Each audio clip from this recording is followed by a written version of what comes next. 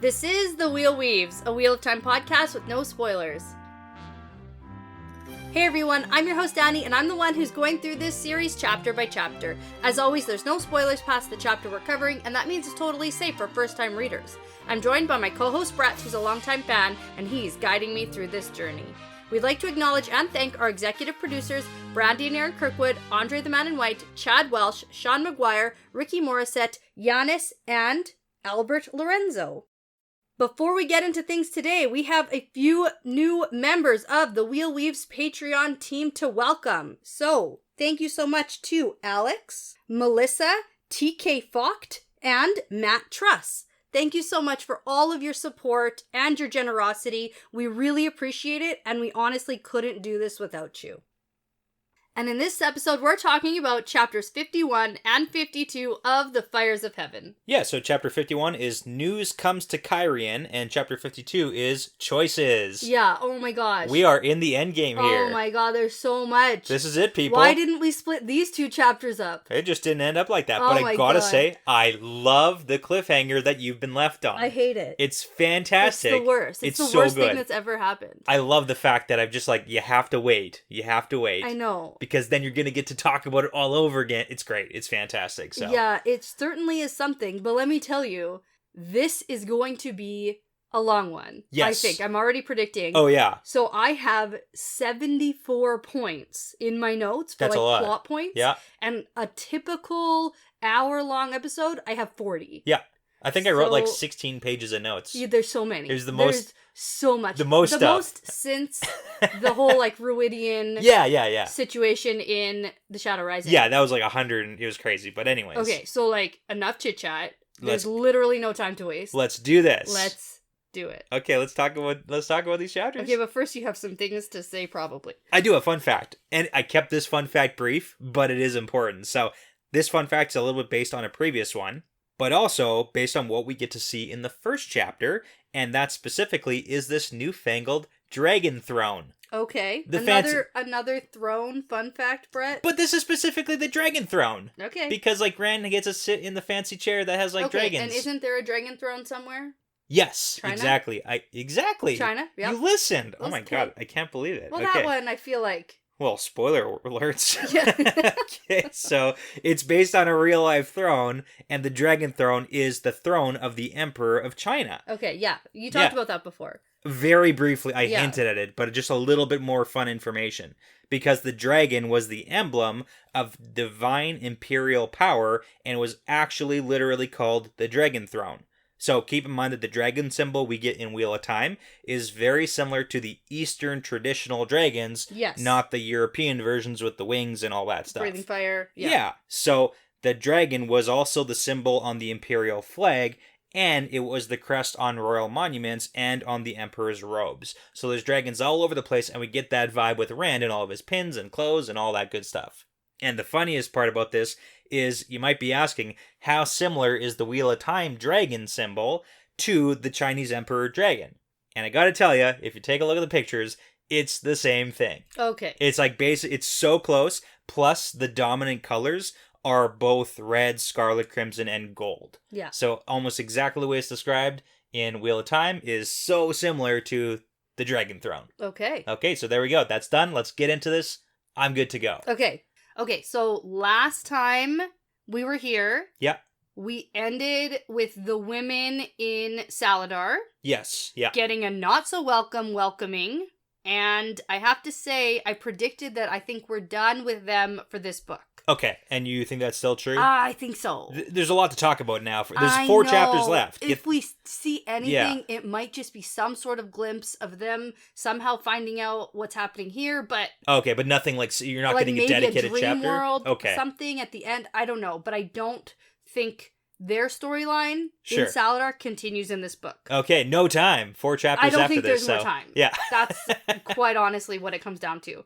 And they had a very nice wrap up. They did. I did talk about that. Yeah. And so Rand, last time we were with him, had just done all his like Cairhien entrance stuff. Yes. And Matt was a battle leader guy. Yes.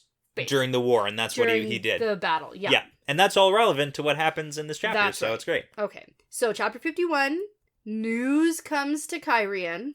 Now, we need to talk about whether or not it's real news. Or if it's fake news. Okay. It might be fake news. Okay. Yeah, okay. but we'll get into it. Okay. Yeah. So that was a lot of okays. Sorry. Yeah, that's all right. Okay. Okay.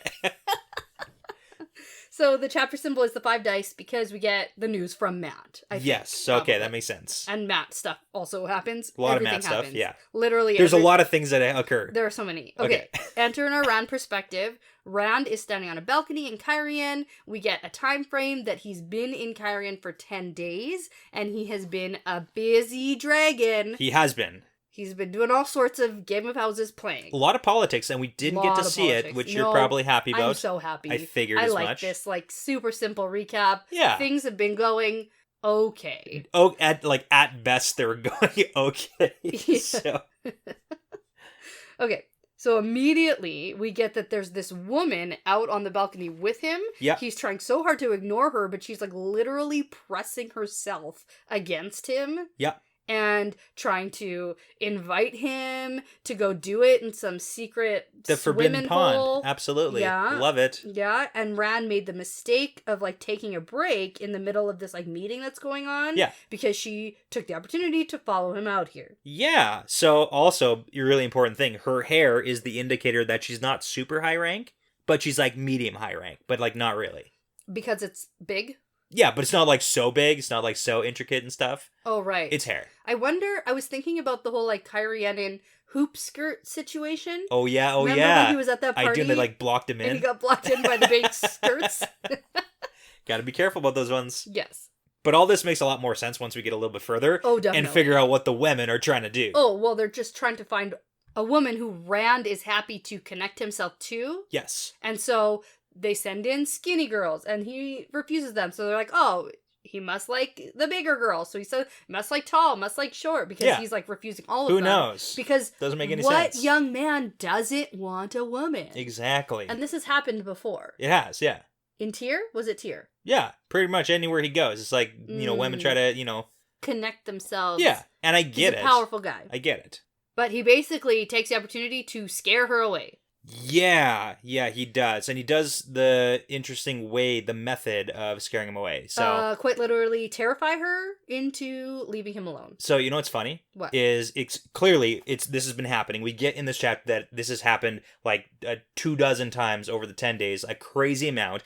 And if he says leave me alone or no, then they're gonna take it as I'll come back later or try harder. Yeah. So literally nothing is working. And he's like, I can channel. And I'm going to hurt you by channeling But something. Do you recall another, upper-ranking woman who tried to attach herself to him, and the only reason she ended up leaving him alone was because some crazy shit happened? Was that Barrelane? Barrelane. Right. So you remember her thing is she was trying super hard. She shows up in the middle of the night, and then what happens? Oh, yeah, that was the mirror battle. The mirror version of reflections of himself. Battles. Yeah. Yes. And then she was actually, no, I'm cool. I'm going to go after Perrin because he seems less crazy. Yes. So with Rand, he's pulling the crazy card out again because that's going to hopefully make them leave him alone. Yeah, and it seems to work. Yes, at least for this one specific one. So right, okay. Yeah. And then we also get a reference to the heat and the drought that's happening. There's no rain this summer. The unnaturalness of it. Right, because all the green things are dying, but it seems bad. And this reminds me of the beginning of the books where the winter was staying for too long. Yes. It's the seasons are disrupted. Yes. Okay.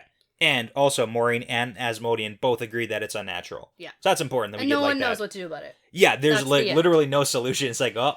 No. All and right. then Rand also thinks about when Samael is going to taunt him next, which is, I think, a little bit of a foreshadow. Sure. Well, clearly that's been happening too. I know, but there is something very specific that happens because of Samael. Oh, yeah, very soon? Yes. In this chapter? Okay. Yes, that's we'll talk what about when we get there, yeah. so. But he can't just, dash off to Ilion to go smash Samael because that's irresponsible. Yeah, he's got to keep, he's got a bunch of other cities to look after right now, he's so. I'm going to build up Tyr, and then I can take Ilion. Yeah, it's funny because all these thoughts are going on while this woman is, pushing up on him, so. Blabbering on. Yeah, I know. Yeah.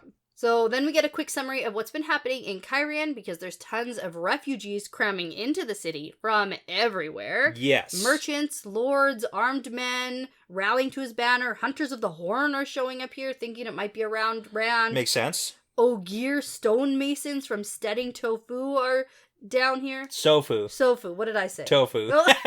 Which is, close enough. No, it's not. It's not. But they're coming. And then, the other thing I thought of when I read about Ogier was like, hey, where the hell is Loyal? We haven't. Well, you know where he was last time. Where he was. With I Perrin. know. I know. And so I've been thinking about Perrin and Fail this whole time. Oh my and what's goodness. happening in the Two Rivers. And you didn't even stop to think about Loyal. Not really. Rude. Yeah, I thought about Gaul and those maidens who literally have no idea. Or maybe they do. But, Maybe. But I literally don't have time to think about them right now. No, not at all. There's way more important things. Right. Like the White Cloaks. They left. They all left. They ran away. Goodbye, White Cloaks. Yeah. All right, and then wagons of grain are finally showing up consistently from Tyr now that Rand's here and directing that to actually happen. That's good. Yes, it is. So there's like food, fewer bandits, and apparently the Civil War is stopped. Oh, I do want to point out though Rand's opinions of Egwene. Mm-hmm. Because in that thought about the whole White Cloaks thing is that he says Egwene gave him hints of things, but she saw matters from the White Tower wherever she stood, and the Aes Sedai point of view was not his. So Right. he clearly 100% sees her as another Aes Sedai, and we get that really harshly a little bit later on. Yeah, So, fair. Okay. Now, we get a few more thoughts before he returns to his meeting. yeah, We get that Ruark and Bale are the only clan chiefs he really trusts that are still here. Yeah. So some of the Aiel have dispersed or he's sent them to Tyr. He sent a whole bunch of them down south. Okay. So, Right. And then we also get that Barrelane, speaking of that first of Mayan. exactly. Speaking of that hawk, right? Right? What is it, Mayan and Hussey? Mayan and Hussey, that's right. Yeah. That's what she is. Okay.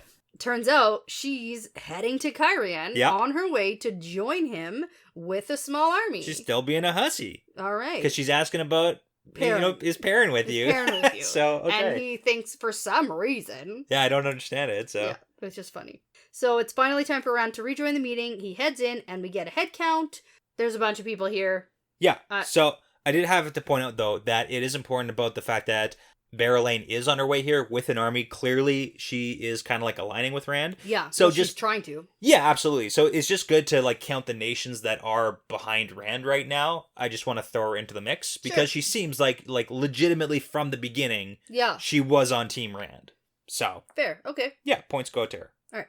So Rand sits in his newly crafted big fancy pants dragon chair. He does. And Rand launches into the meeting.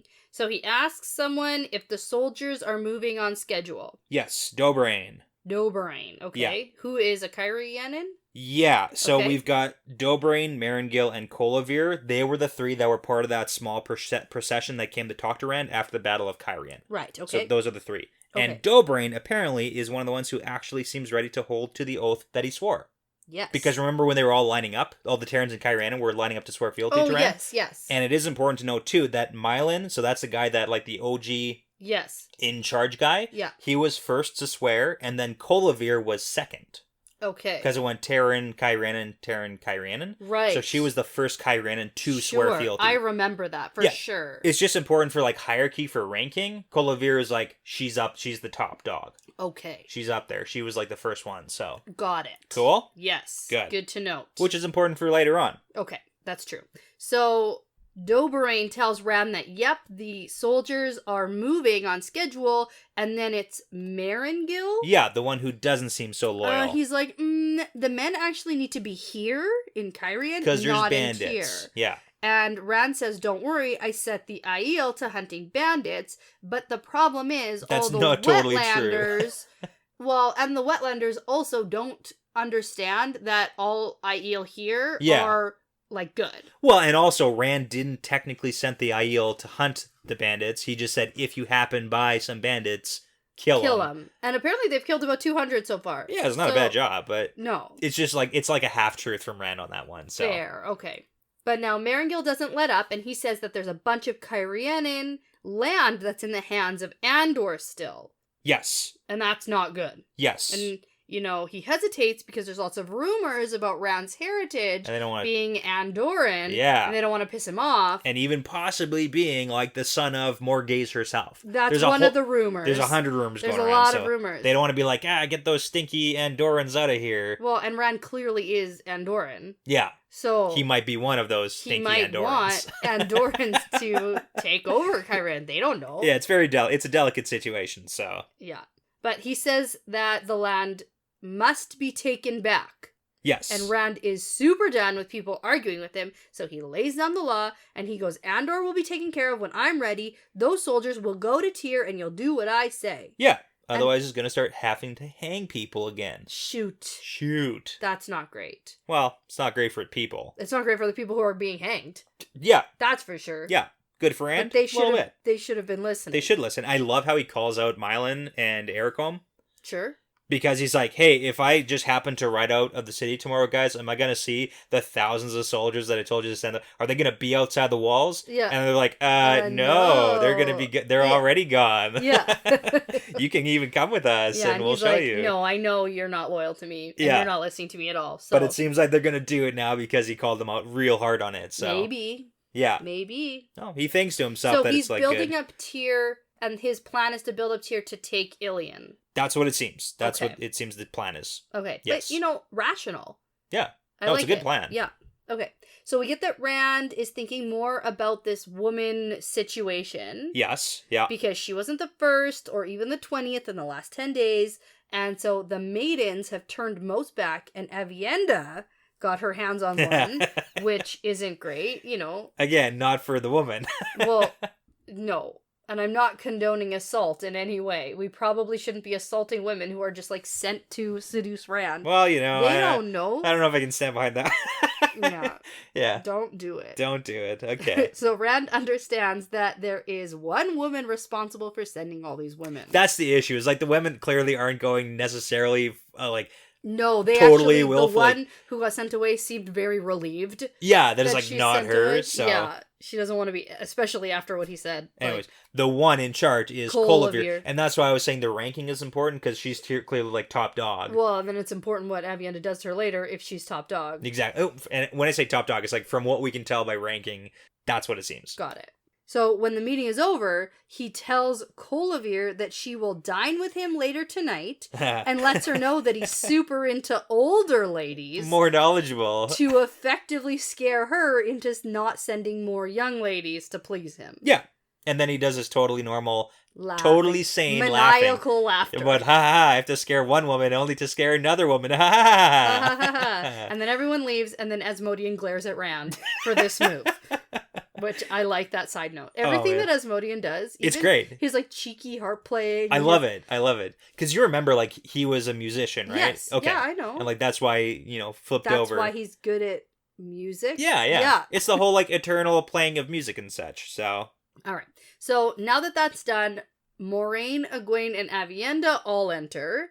So now it's them, Rand, and Asmodean in the room. Yeah. And Rand says he's surprised to see Egwene here because she's avoided him for 6 days. Yes. Okay. And we get a little bit of a time frame because we find out that he does know about Missima. Yeah. Claiming to be a prophet, and he does know about the Aes Sedai in Saladar. Yeah. But that's the extent of what she's told him? Yes, this is why I was saying that whole backlash from the Egwene business earlier that we saw there with his attitude towards her, because she is dishing out the bare minimums here. Mm-hmm. And it also doesn't seem like Moraine is 100% knowing what's exactly what is going on here too. Because I don't know how much Egwene is even sharing with Moraine. A lot of secrets to keep from a lot of people. Yeah, Egwene. And it's is she what actually... What are you doing, girl? It's a lot of secrets. What are you doing? Secrets are no fun. Secrets hurt someone. That's right. Yeah. Probably Rand. Yeah. You should probably know what's And he going says on. that. He's like, hey, I'll be concerned if one of these things you don't tell me is going to stab me in the back at night. Yeah. Because you're dishing out basically nothing. Yeah.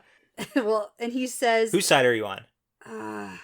Or neither or both? I don't know. Probably neither. Okay. But I don't think that Egwene should be mothering Rand as much as she is. She does take it to a large extent, I feel. She thinks that, I don't want him to know the name Saladar. Yeah. And where these Aes Sedai are in a secret meeting because I don't want him rushing off there in case they are not ready to see him like the way he is, and they want to gentle him. Yeah. Which is totally legitimate and fair. Yeah. But, like, that's something for him to give him all the information and let him make his own decision. Yeah, she does take a fair amount of the decision out of his hands by just, like, not informing him, so... Yes, yeah. Because then he's like, oh, has Missima conquered Amador in my name? Yeah. Or are the Aes Sedai who supported me, are they now Black Aja? Because, like, you haven't told me anything. You also haven't told me how you know any of this. Or And he does say, like, I'm not asking for it, but it's like, be aware. And it is interesting to note the reaction. So Moiraine just is like kind of going with it, even though he's being pretty harsh towards her. And then Avienda is like standing behind Egwene, backing her up. Yeah. But Moiraine is playing right in the middle there. A little bit. Yeah. That's where it's working. It's working for her. Yeah, but Egwene basically says, I told you what you need to know and the rest is none of your business. Exactly. And it's like, wrong. Okay, turns out I'm on Ryan's side. I was gonna say, oh my god. Yeah. Okay. Okay. All right, so now for why they're actually here. Yeah. Because Moiraine holds out 2 letters that came for him in the last hour. You know what's funny? So many things happen in this chapter that I totally forget what happens in this chapter. I know, so many things. It's all in one. It's like, is this hey, your favorite chapter or is next your favorite chapter? neither. I didn't say that either of these 2 chapters was my favorite chapter. Oh my god. It might be one of the next 4 chapters. I'll tell you when it happens. Okay. I also told you last episode that I have an emotional battle within myself to choose my favorite chapter because there's a lot of pressure. Yeah, it's a lot of pressure. But yeah. I know, and people beg for it. They insist it upon you. They insist. Okay, let's talk about these letters. Okay. There's a lot to dissect. All right. So one is addressed to Randall Thor, and the other is addressed to the Lord Dragon Reborn. Okay, and note the script. That's important. 2 different writings. One is the angular script to Randall Thor. The other is a flowy script. Right. Okay. And one seal has the impression of the flame of Tarvalin. Yeah. And the other is a tower overlaid with the islands of Tarvalin? Just the island. Island of Tarvalin. That's what I meant. Yeah. Tower on the island. Okay. And one's the flame. Okay. So Moiraine says there's no poison or needles or traps woven into these seals. Yeah, okay. Also, is that a thing that can happen? why couldn't it? I don't know. That's like a legitimate thing that you don't need the 1 power to even do. That's like a real life thing. Is putting poison in envelopes or needles. Yeah. You prick your fingers and you break the seal. That's like a straight up thing. And Rand thinks, number 1, I didn't even think of that. Yeah, okay. I also didn't think of that. Yeah, well, you might be dead if you were. Shoot. Again, why you don't open your own mail. That's why I open the mail, just in case. What are you talking about? People are going to you can't just say things like that. That's People not are going to true. believe what Yeah, I say. I know. Okay, anyways. The important part is the seals are unbroken. But we get the whole thing where, like, Moiraine, like, skims it and is like, here you go. Did Moiraine already, like, check and proof these letters? Has she read them? I don't know how she would do that. Why? It's just hot wax that seals it. Like, what are we talking about here? Yeah, I don't know. She held it up to the light real good? I don't know. Used the one, that's one of her tricks? I don't know. Okay.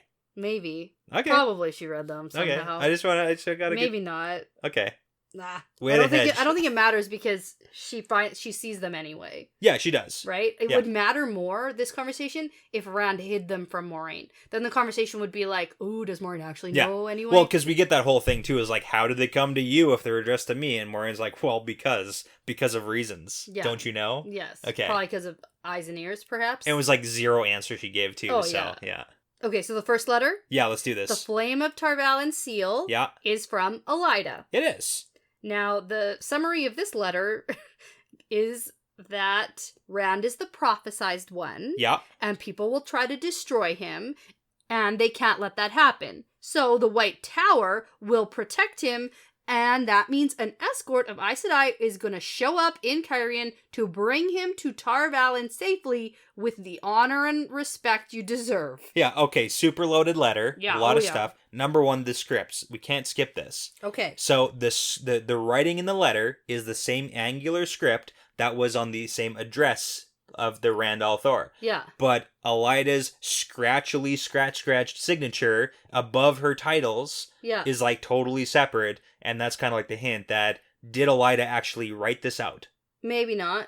But she probably oversaw it. That's the thing. Is Yeah. like there's ways to kind of consider this. Is like, is this like Elida just not personally writing the letter? Is this like a CEO situation Yeah. where it's like, I'll just sign my name on the things Exactly. and you send it? The reason I bring it up is because one of the last times we saw Elida, she was having that real hard time with the group of Aes Sedai That's who was right. like trying to take control of what she's doing and not even But consulting her. the last time we were in her study, there were less stools. Yes. So she's probably gotten rid of the ones who weren't.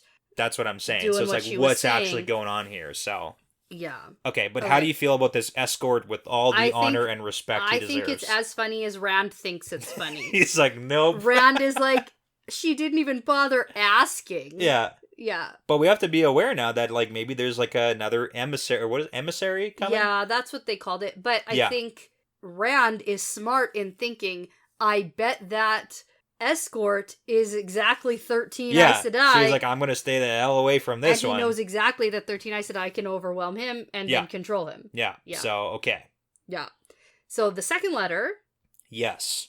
is a letter with a whole bunch of sucking up and flattery. Yeah. And it goes on and on and on and on about how amazing Rand is and about how good his poop smells because he's going to save the world and rule it. Yeah. And it says, I've heard that Moraine might be with you, da-da-da-da-da. And I think that's very sneaky. A little sneaky. Trying to get some information. And even if she is, and you think that she's, like, under your thumb... Yeah. You know, I am actually under your thumb, but, like, she probably isn't. Right. Because we know that Moraine is, quote, under arrest. Yeah. It's like a warrant's out for her arrest. She's going to be arrested. So they're probably trying to find out actually where she is. Yeah, yeah. But then it specifically asks that he doesn't show anyone this letter, even Moraine. Specifically Moraine. Don't show her the letter. I love what happens And then next. it's signed by Alviarin. Yes, and that's also important about the whole Elida letter because we know that Alviarin is a dark friend. Is a dark friend. She's Black Aja, super bad, and right, also Black like Aja. Yeah, and she's the keeper. She's like second in command to Elida, so it's like what's that going on with these two we letters? know right now. That we know. We have no idea what's been going on in the tower. True. So is this a plot? Is like a Black Aja plot? Is it an Elida plot? Does Elida know that Alviarin sent the letter? No. Is Elida even in control anymore? Yes. Okay. So it's just like separate Alviarin. Definitely. Okay. Yeah. But as Rand finishes reading the letter, he promptly hands it to Moraine. Yeah, he's like, here, check it out. Yeah. And this is what I was saying, is like, did she read these beforehand? Because she does the skin. And honestly, it doesn't matter. Okay. Yeah. Then she hands the letter to Egwene and Avienda to take a look at, and these are some of the important things we get out of Moraine's information here. Okay, and Rand, because she's quizzing Rand. And Rand, that's she's right. Like, the what back do and you forth, think? Because Alviarin's letter doesn't sound like her, but it is her writing. Yeah, which makes sense if she's trying to be all... Suckety suck up. Exactly. Yeah. And then Rand thinks there's a rift in the tower. Oh, no shit. Okay, yes. We're talking within the tower, though, not just like the big rift. It's like a mini rift. If there's two letters coming separately, very different from each other, then there's a rift. Okay. That's just like... Not like Saladar rift. This is like... No. Yeah. This is another different rift. Because I actually don't believe Elida would be on board with this plan. Yeah, it doesn't seem like she would be. No, especially considering her note. It's not bad cop, but good cop, bad cop situation. Yeah. Bad cop, bad cop. It's just, there is no cop. You're coming. Yeah. I've told you, this is what we're gonna do. You're gonna come with me, the end, and we're not gonna butter you up with a stinky letter. Yeah. Right? We're gonna come and get you. We're just come gonna come get you. So. And I don't think she would be on board with a plan of like, let's do this together. This is like the Swan Liana. It is, plan, yeah. But this isn't the plan. That's not the plan. No, Elida can't pull this off. But do you think that this is is this escort on the way? Not for this book, obviously, because like they couldn't possibly get here. Maybe in the time frame. Probably not. But I mean, like, I'm surprised that these letters even got here. That's true. In time, considering that he's been here for only 10 days. Yeah. So sneaky tower spies. Yeah, I mean, like, maybe. Do you think that like this is a real thing that's we're gonna have to encounter at some point? Yeah. Maybe It depends where Rand is. Okay. The escort might show up to Cairhien. He's just gonna be gone. And then he's gonna be, like, in Camelin. Yeah. Or in Ilion. Or, like, literally anywhere. And then make them come to... and then go back to Cairhien. Yeah. Perfect, okay. Skimming is great. Love it. I've told you, this is the best form of travel. You just zip-zap all over the world. Love it, okay. It's excellent. Teleportation. There's no downside. You did There's say no that. downside. Go listen to our bonus episode. There's no downside to this zip-zapping around? Nope. Oh my goodness, that's Zero. a bold statement. Yeah. No we downside. did a bonus episode on the best of I know that. transportation. You just, like, took a hard stance on saying and my there's no favorite downside. is the traveling. It's the best way. Okay. But anyways, the other thing Rand gets is that there are clearly Tower spies. I mentioned it, but that is officially, he knows it. Yes, and Moiraine is all proud of this little boy grown up. Yes. He is. Yeah. He's grown Moiraine up. looks fondly at Rand, saying that he's learned well. Yes. Cute. Yeah, it is cute. I have some other things to say later. Is it Don't not worry. just cute? It's more than cute. It's okay.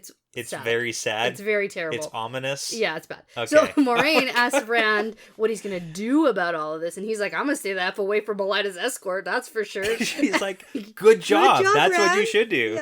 Yeah, A+. And then he's also going to be aware that the tower is going to know what he does the day after he does it. Yeah. So then we get news that Matt is here to see Rand, because Rand sent for him 4 hours ago. But he's been gambling, so he had stuff to do. He was out in the city, and then he tells the women to stay because they'll probably put Matt off balance a little bit. Yeah, and Rand has this whole, like, existential crisis of, I'm going to use my friends, even if I don't want to, I have to, all that stuff again, so. Exactly. Yeah. So then Matt strolls in, and Moiraine secretly channels at him to see if the medallion is still working. Okay. That's my take on that. Okay. Because Rand notes that her little crystal is glowing. Okay, does her little crystal glow when she channels? Yes. Okay. Yeah. It does when she's using it. Does she? Yeah. Okay. What do you mean? Yes, of What course. do you mean? We've never talked about the glowing crystal. Yeah, her blue thing on her I forehead. know that. She just uses it as a focusing device, but it's like... I think it glows a little. Wouldn't Rand feel like the goosebumps that he gets when a woman channels? Maybe he did, and we just didn't hear about it. Okay. I like it. Okay. I like the idea of channeling at Matt just to, like, see what's going on. Because she looks over at his medallion, and then her, like, little crystal glows. Her jubal glows. That's... Yeah. She's... I don't know. No, I like it. Let's continue. Let's keep moving on. Okay, so Rand starts by saying, I hear that every young man who can pick up a sword wants to join. Yes! Drum roll, there's a name. The Band of the Red Hand. It's amazing. I love it. It's so cute. Okay. Matt has his own little group. He does. He has, like, a little band of his little red hand. It's great. It's adorable. It's adorable. I love it. Yeah. But then we get a little bit of a history lesson. Yeah, can I do this one? Absolutely. Okay, cool. Because I didn't take any notes on this. Oh, excellent. Yeah. I also love that, like, Talmanis and Alessian have to, like, turn away people because there's so many people wanting to join. They can't... Capacity, it's too many people right Turns now. out it's not a little band. It's actually it's a big band. Yeah, okay. So more and more people just keep joining. Yes. There's nothing we can do about it. It's just going to get bigger and bigger and bigger and bigger. It's going to be a big band. Big band. Okay. Okay, so story time. The Band of the Red Hand was a legendary group of heroes. And though Moiraine notes that it's probably like a bunch of people who changed a bunch of times over the years because this was the group that lasted throughout the Trolloc Wars, which lasted like 300 years. Right. So obviously not the original members. They'd be very old. Okay. Okay. Yeah. And it's or also they'd said... be maybe Aes Sedai. We don't even know how old they live. We don't know that yet. Okay. So it's also said that they were the last group to fall to the Trollocs who were guarding Aemon himself when Manetheren died. And then legend says that a spring rose where they fell, but Moiraine thinks the spring was already there. Yeah. Which spring? The wine spring. The wine spring. There we go. Boom. Right. Okay. And then Matt's like, I don't know anything about that. Yeah, but Matt knows. He knows a little something about that. And I think Moiraine knows that Matt knows about that. Oh, it's like he knows that she knows that he knows. Especially with the land questioning, you think he didn't tell Moiraine? For sure. Yeah. There's something going on Moiraine here, for sure knows. Yeah. And, I think that by the end of these 2 chapters, she might find out a little bit more. Okay. She's going to the place. You think so? We got to talk about that. Probably Let's going talk to the about same when we place. get there. Okay. Okay. I'm too excited. I know you are. It's great. Okay. All right. So Moiraine even praises some of Matt's deeds as being heroic, and she basically implies that battles find him. Yeah. He's already done the 3 battles, and like he won 3 times with like basically no casualties, even though he's outnumbered. It's pretty great. So. Mm-hmm. But that's Matt. That's our boy. Yeah, but Matt snaps back at her. He doesn't like being told that battles find him. Exactly. He doesn't like that. And he doesn't like being a lord. Right. Things of that nature. Yeah. Yeah. And so Matt starts lashing out a bit at Moraine and Egwene for glaring at him. Yeah, because Egwene's like, Matrim Cawthon, don't talk Matt, like that. like, spills the tea on the latest news. Yes, this is the news. This is big news. So, yeah. Morgaze is dead. Yes. Okay. And apparently this is news even to Moraine. Yeah. And now, okay, we pause Okay. because my thinking in this moment is that Morgaze is actually dead. Okay. Because we haven't heard from her. It's possible she was, like, caught on the road and then she died. Or 1,000 things could have happened. Like, literally so many things because we haven't seen her or heard from her. Yeah. And I went, oh my God, this is terrible news. They must have her body. Morgaze must be dead. Okay. But then we get an update that Gabriel has been named King of Andor and Cairhien too, apparently. Yeah, he's like, yeah. Because Morgaze gave him that title even though she hasn't been seen in weeks. Yes. And then I thought to myself, oh, good. So she escaped. So she's definitely not dead. Yeah, well, we saw that escape. Yes, I know we saw the escape, but I thought that maybe something happened. But it does seem like she's still okay? Yes. So you're going with not dead? Definitely not. Not dead. Definitely not dead, and it's going to be because the rule is it's going to be a triumphant return, let me tell you. Oh my goodness, okay. She's going to be like, I'm not dead, bitches. Throws back the hood of her cloak to be like, that's great, okay. And it's like right when Elaine's going to like try to take the throne or something. It'll be a whole thing. What? Yeah, I don't know. And then she'll be like, my mother. Yeah, no, not dead. Not dead, okay. I don't know. It'll be It'll be better than that. Co-queen situation. Co-queen. Mother and daughter ruling together, maybe. No. Okay. No? Not quite. Okay. Maybe you shouldn't write books. You shouldn't write books. Shut up. You shouldn't write books. My books are good. All right, so I don't think Morgaze is actually dead. Okay. I think she's chilling in, or maybe she's going after Brynn. If she found out... Yeah, we don't really know what's happened. Like, we have no idea. That's the one thing I've been super obsessed with. Nobody knows where Brynn actually went. Since The Dragon Reborn, I've been obsessed with this Morgaze storyline, and we just get these, like, little nibbly crumbs left for me. She really can't follow Brynn, though, because Brynn was chasing after the girls, and he wasn't like, oh, I'm going to this place. No, like, he's in Saladar now. There's no friggin' way that she could find that path. She's with Talonvor, who can probably track. Oh, tracking skills. Okay. That's how Brynn found the women, tracking skills. Sure. Everyone just conveniently has great tracking skills. It's good. Yeah. That's what you need in your books. Yeah. Yeah. Okay. Tracking. Okay. So Rand has taken this as a huge blow because apparently he has known this whole time that Gabriel is actually Ravine. Yes. And he's holding Morgaze prisoner, but he's ignored it because the Forsaken might expect him to go help out, and so he's gone his own way and ended up chasing Couladin, whatever. It's a whole bunch of guilt about like, I knew, and... So I'm sure this is something that's like super obvious, maybe. Okay. But when I was reading this, I looked up from my book and I said, make sure for this episode, you do your research on when Rand found out that Gabriel is Ravine. Okay. Because I was like... What? Does Rand know? Okay. Yeah. So I got that information. Okay, go. And here it is. Okay, so in chapter 3 of this book, first off, in Fires of Heaven, during the Rand and Asmodean lessons, we got that Asmodean was telling Rand about what he knows of the other Forsaken, because that was a pretty hot topic between the two of them. Okay. So he was like, Samael's in Ilion, Grendel's in Iridoman, and then Moghedien is somewhere in the west, and then Ravine has a queen for a pet, but Asmodean didn't know which queen. So he's like, I've got no clue. Okay. And then in chapter 6 of this book, when the Darkhounds attacked Rand and Ruidian, remember that whole deal? Yes. There was the showdown, then the Darkhounds attacked Matt. Balefire. And then Rand Balefired them. Okay. Yes. And then Lanfear shows up, and she tells Rand that Ravine sent the Darkhounds after him tonight, and she would have come sooner to help out, but doesn't want people to know that she's on his side. And then Rand's like, why would Ravine want to like come after me like this? And Lanfear says that now that Rand is butting in on Ravine's plans, since he's an Andor and has Morgaze under his thumb, he's messing stuff up. Got it. Okay. Yeah, it gets better though. Because then Rand specifically thinks to himself, I shouldn't show any emotion about Morgaze being under Ravine's thumb, so that Lanfear doesn't get jelly and go off and murder Elaine. Because she would be known to do something like that. Yes, I actually do remember. Now that you're saying this, I remember. Okay, yeah, and then Rand tells Lanfear, does Ravine think that I'm going to rush to defend her and, like, defend Morgaze? I don't care. Yeah, and he does the whole, like, oh, Two Rivers isn't part of Andor, and then Lanfear says, I doubt Ravine expects you to defend your homeland, but he would expect you to defend your ambitions because he means to have Morgaze sit on the Sun Throne and then use her as a puppet. Yes. So so we literally word for word, we got all that stuff. I do. There's just been too much going on. Plus, that was like months ago for us. It was literally months ago. Makes sense. Okay.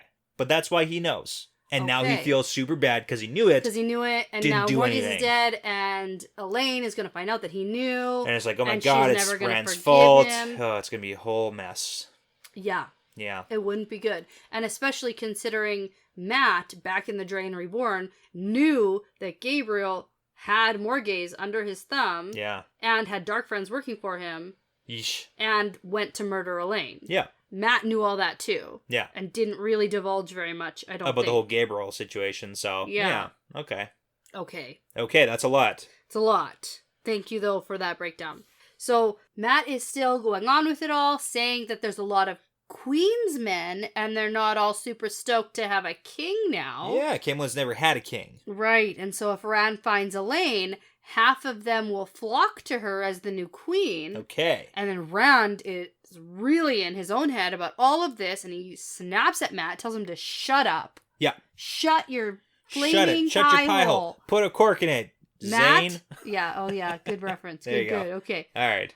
But this is when Rand says Morgaze will be avenged. And it's Ravine, Matt, not Gabriel. I'm going to go murder the shit out of him right now. Yeah. I can be there in an hour. This isn't a war, but a raid. Come on, Matt. We're going to kill him. This is a crazy conversation, too, because, like, the degree to which Rand snaps is pretty severe because all the women are, like, taken aback. Yeah. They, like, Avienda, like, tightens her grip on it. It's like, whoa. And, like, Moraine is like, whoa. And Egwene's like, whoa. And he's like, I know this is a Forsaken and this is my fault. So this is what we got to talk about, though, because, like, Rand is showing signs, like, outwardly that other people are reacting to. Like, he's going a little bit nuts. Yeah, but this, I think, is normal. Is this normal stress pressure? Normal stress pressure. And also, he just got finished dealing with, like, a bunch of politics bullshit? Oh, I don't think that has anything to do with this. Okay, this is, like, separate. He, like, literally, his girlfriend's mother is dead. Yeah. And it's his fault in his head. Okay. This is normal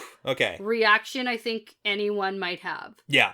I do love the idea that, the whole, like, go murder the shit out of him right now is a little extreme. Yeah. But fitting. Yeah. I'm fine with it. And Egwene tries to be like, whoa, this is crazy because you got to deal with Cairhien and Tyr and all these other things. You can't start another war. Moraine just calmly says, tomorrow. Yes. Okay. And Rand actually seems to take her advice. And he's like, yes, let the rage cool down. Yeah. I can't go into this battle hot. I have to be cold. Yeah, which makes sense. It's like you go in hot, you're going to make mistakes. You go in cold, it's like you can keep a level head and still murder the shit out of the guy. And then as Modian starts to play a cheeky tune in the corner. Yeah, I love it. Rand recognizes as a song called The Fool Who Thought He Was King. It's just like sends him over the edge again. And then he snaps at him. Like just when he was like cooling down from Moraine, he like does it, and then Rand snaps again. Yeah. It's crazy. I know. And then he like realizes he snapped, and so he tells Asmodean to get out, but then he says, I'll see you tonight or I'll see you dead. Yeah, which is also like a really funny thing to say to your bard. Yeah. Like your gleeman man who sits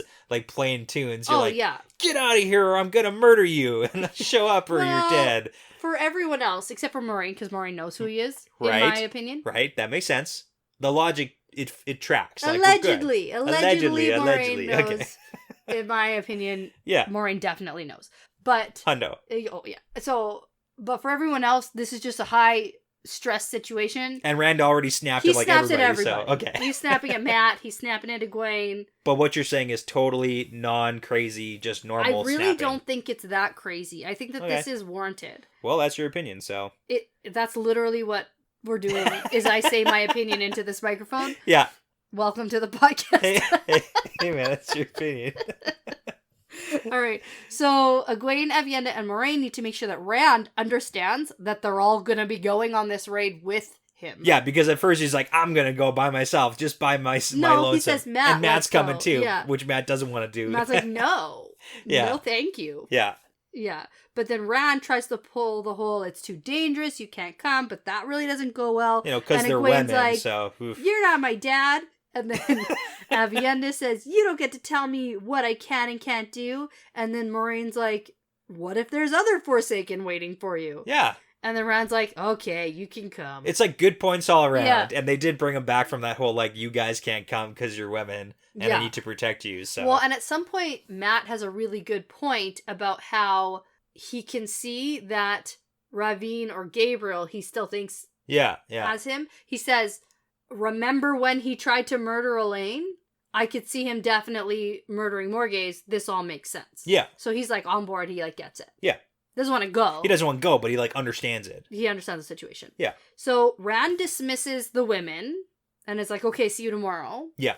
And then he says Matt has to stay. Yeah. Because Matt immediately launches into his whole, like, I don't want to get involved in this Ravine business. And then they have a bit of a yelling match. Yeah. And Rand tells Matt that he has to stop running. And Rand knows where he got that fox head medallion. And he's the one who cut the rope that Matt was hanging from. He doesn't know exactly what got shoved into Matt's head. But he knows it's war stuff and he knows he needs it. Yes, I knew what's in your head and I'm gotta use you. So this is what you and the Band of the Red Hand are gonna be doing. Right. Listen up. You're coming with me. Yeah, and we get a hint. Sorta. We get the hint at it later. Yeah. And it's not that he's going with him. No. Yeah. That's He's just going to use Matt and his army. Yeah, that's just the plan. Yeah. Okay. The plan is to send Matt to Tyr to run the army. Yeah. And Matt's not supposed to go with him to the Ravine thing, but the next sequence is why Matt ends up going with Rand. Right. Okay. That's what happens. Yes, not the next sequence, the sequence after the next sequence. Because now we get a perspective change. Right. And it's Egwene. It's a lot of stuff. Yeah. She's at the door to her room with Moiraine and Aviendha. Moiraine says, be careful tomorrow. And then Moiraine gives some good advice about being careful whether you think one of the Forsaken is near or not. All this makes a lot more sense after we finish the next chapter. Medium. After we start the next chapter, I'll tell you why this makes sense. Okay. But basically, Moiraine says that Rand will need both Egwene and Aviendha in the days to come. He will need people who can't be driven away by his rages and who will tell him what he needs to hear, not what he wants to hear. Yeah. And Egwene's like, yeah, but you do that, Moiraine. And Moraine's like, yeah, of course, but he will still need you. Yes. Rest now. Yeah. Tomorrow will be difficult for all of us. Dot, dot, dot. Dot, dot. Dot, dot. Yeah. Very ominous. Okay. Yeah. This is like the second instance of Moiraine basically saying that she's plans to die tomorrow. Oh, okay. Well, you didn't get that. What do you mean? No, you're using harsh words. Oh, yeah. Well, she's planning on sacrificing herself tomorrow. Okay. Is that better? Maybe. Okay. Okay, let's keep going. All right. So Moiraine leaves and Egwene asks Aviendha to stay and talk, but Aviendha can't stay because she's got to go speak to Amos about tomorrow. Then she's got to be in Rand's room for tonight, so it's a big deal. Yeah. Then Aviendha deflects a little bit and asks if the Salidar Aes Sedai will actually help him, and Egwene doesn't answer and says, be careful of the name Salidar because Rand can't be allowed to find them yet. Yeah, because that whole deal about, like, oh, maybe they're going to just try and gentle him if they find him in his rages right now. Yeah. Who knows what's going to actually happen, so right. That's all bad. Okay, so Aviendha leaves. And Egwene is left with her own thoughts. You know, tomorrow's going to be a big day with Ravine and maybe Lanfear, maybe others. Yeah. Rand is talking about how the Forsaken don't trust each other and seeming like way too sure about that. Yeah. She thinks about how she's seeing another man looking through his eyes and hearing another man's words come out of his mouth. Okay. And like, what does this actually mean that he's the Dragon Reborn? Yeah. So that whole like perception that I was wanting to talk about too is that we get from Rand's perspective, him just saying things and it makes sense to us, but in other people's eyes, this doesn't seem or sound like Rand. Especially someone like Egwene who's known him. Yeah. Yeah. But it's like he's leveled up to a different degree, and also he's got that whole like LTT thing going on. That's exactly, I think, what she's talking about. Yeah. But it's like, is that coming off a lot more than Rand even thinks that it is? Oh, probably. So Probably, yeah. It's kind of like when Matt talks in the old tongue and he doesn't even know what's happening, and Right. people are like, "What are you saying?" And he's like, shoot. I read it in a book. Like, is that kind of thing happening Sure to you Rand, did, where Matt. he's coming off as a little bit of a different person? Right. So. All right. So we had a perspective change to Matt because he's left the meeting with Rand and he's heading down the halls of the palace. He's not happy. The meeting went until sunset. Yeah, with a long him time. trying to like dodge and deflect, but Rand didn't let up. And so Matt thinks that he really can't get out of this, and he might really just have to do what Rand wants. Yeah, it's the whole, like, what Matt thinks versus what he's actually going to do. Yeah. Like, he thinks about, how can I get out of here and run away or take a ship and get out of here? So, yeah. But he's thinking he's going to have to go to High Lord Weiramon and take command of the entire army. Yeah, and Weiramon is heading down a tier, right? So yeah, and so he's not happy about this, so he gets to his room and he hurls his spear across the room. Yeah, so dramatic. And then he's like, my spear. Well, I love it too, because he's like, will I ever be free of Aes Sedai work? But it's like, I mean, if you just got rid of the spear, technically you could be rid of that, but like, it's a really nice spear, so don't do it, man. So don't do it, but... Yeah. And then Melindra enters the room and asks, what was that all about? And Matt takes the opportunity to tell her that he's going away for a while for Rand, and he would, take her if he could, but he just can't. Can't do that. Of course not. And then Melindra's like very disappointed because Matt's slipping back into Rand's shadow. Yeah. And he says something about Caemlyn, which surprises Melindra. So this is really important. Okay. Really important, because Matt makes a slip up, like he makes a Yes, mistake, he does. and he says that Rand is going to Caemlyn. Yeah. And we know that the plan of the four Forsaken who are working together, the Alliance, is to get Rand to attack Samael in Ilion. Yes. And as soon as Melindra hears that Rand is not heading to Ilion, he's heading to Caemlyn, which is where we know. Rand also says Tyr, or Matt says, Rand, I'm going to Tyr for Rand. Yeah. Yeah. It's as soon as it's like the deflection of not focusing on Ilion anymore. Yeah. That's when she kind of like notes it and then does her whole shenanigans. Yeah. Yeah. We're going to call it that. With no warning, suddenly Melindra's foot is like in his stomach, and Matt doubles over. She spins and kicks him in the head, kicks him hard in the face, knocks him across the room onto his back, and he looks up. He can feel blood on his face. He's like, what the fuck is happening? Yeah. And then he sees her take a knife out and veil her face. Yes. It's like, it's killing time. And by instinct, his own blade comes out of his sleeve, which is nice that he has his 47 blades. He's always got his 47 blades. Yeah. And he hurls it right at her chest. And like regrets it immediately. He's like, no, but like, it's fine. It's good. We're happy this happened. Of course we are. Yeah. But okay. So Matt gets up and goes to her as she's dying on the floor, and he's just like, what the hell? What's happening? What's going on? And he just asks her why. And she says that some oaths are more important than others, and that's not the first time we've heard a dark friend say something like that. Yeah. Yep. And then she pulls another knife and tries to drive it into his chest with all her strength. Yeah, because it's like over top of her. But it hits his medallion in just the right way to have the blade snap off at the hilt.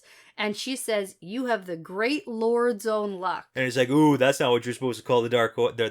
Yeah, so, yeah. There you And go. then Okay. she's dead. Yeah. And so Matt starts trying to process what the hell just happened. And he's never killed a woman before, so this is a big deal for him. Yeah. And he picks up on the whole Great Lord comment, meaning she's a dark friend. Yes. And the knife that she was trying to kill him with was decorated with golden bees. Yes. Okay. So the OG plan of the Alliance was to take out someone close to Rand. And leave enough clues that it's like, oh, it was Samael. Exactly. Go after Samael. Exactly. And that's literally what I put in my notes here. Yeah.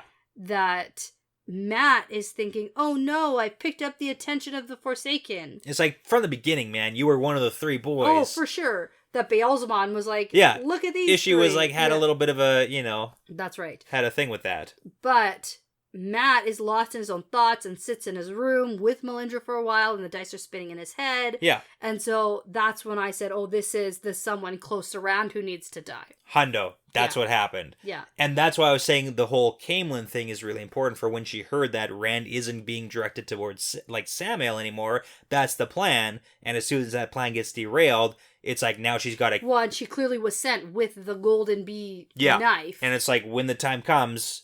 when you hear whatever is not happening, Yeah. that's when you got to kill him. So, Yeah. but hey, he's got the Dark One's own luck. There it is. Because she tried the second kill attempt. She tried. She must have had 2 golden bee knives. But here's the question. Well, I mean, after she kills him, she could have done anything, so, like, whatever. Okay. But anyways. She did. She had 2 golden bee knives. Well, she only has the one, but she pulls it out. He throws the knife at her. Oh! And then she still has... I was confused by the knife. No, she has 1. Yeah.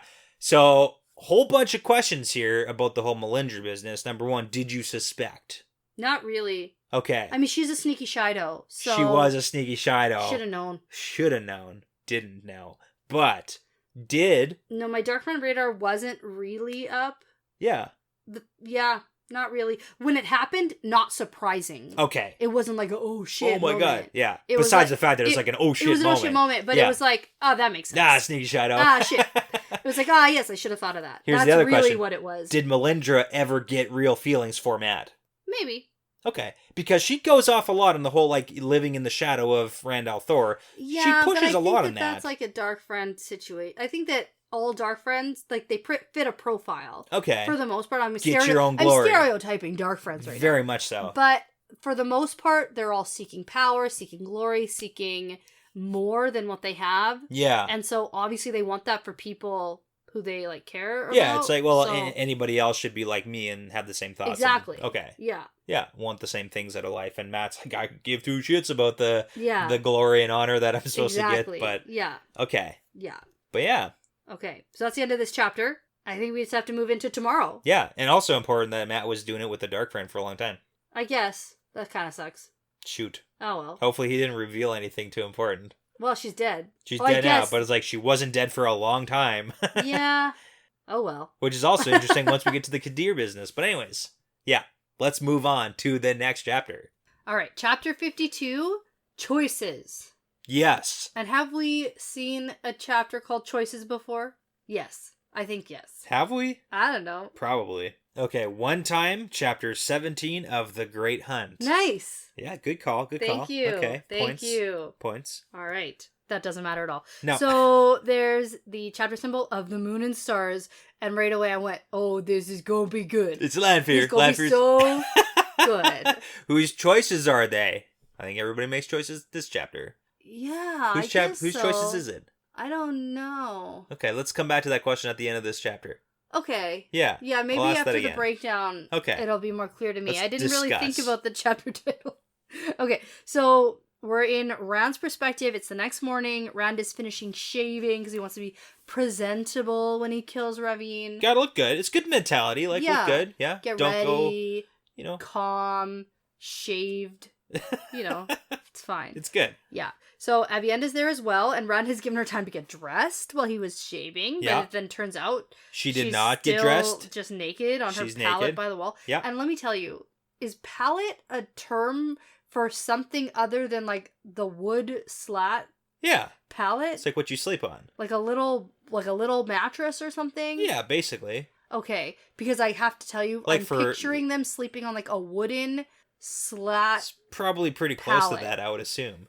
Okay. Like, it's not a good bed, but it's like you get a pallet to sleep. It's like the pull-out couch of the cot of the old-timey bed world, I guess. Right, okay. All right, okay, fair. Anyway, so she's on her pallet, still naked. Yeah. And she says, I would not shame you in front of other men. And Rand's like, the heck you talking about, woman? Yeah. I don't know. He's confused. She stands up, still naked, and explains that the whole maiden thing at the battle wasn't some plot she set up. Yeah, yeah. And so it's just the maidens legitimately caring about his well-being. Yeah. And then she specifies that she won't shame him in front of other men, but she that's will not the shame maidens. him in front of the maidens. If he needs to be and shamed. This whole thing, like her whole thought process here, I'm confused by. I'm with Rand. Yeah. I have no idea what she's talking about. It's got to be one of those, like, Giotto, we're not fully comprehending what's going on. And the whole nakedness, too, is, like also even adds the word shame, like, I don't know what she means by that. Sure. Because I think it probably means, I don't know. I don't get it. Yeah, it's confusing. Really. That's all I got for you. Okay. So Avienda realizes that she's naked in front of him because he tells her. Yeah.